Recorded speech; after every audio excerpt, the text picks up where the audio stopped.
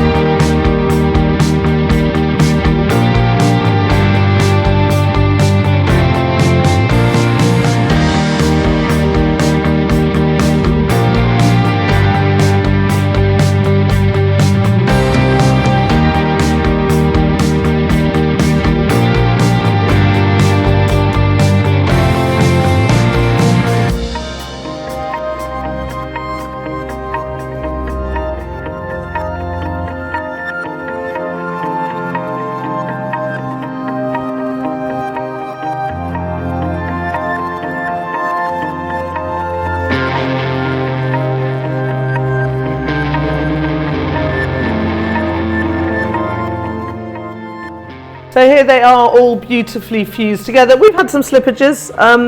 You could almost clip that one off, or if you wanted to, put another Murrine on and refire it. I don't mind it. I think it adds to the texture and the fun of the piece.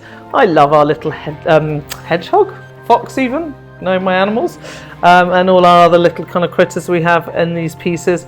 I think they both work really well. I also like the difference. I love the green we used in the background of this one. But I also love the clear and how we've done the trees through here. So I think this really works as a lovely autumn scene. If you didn't want to use so many Murrine, you could use some Frit and just a few Murrine instead, and it would still look fabulous. So I really love this idea. It's definitely feeling like autumn's in the air here in Croatia. I don't know what it's like for you and the rest of the world. I know if you're down under, it's feeling like spring, and maybe even a bit more summery.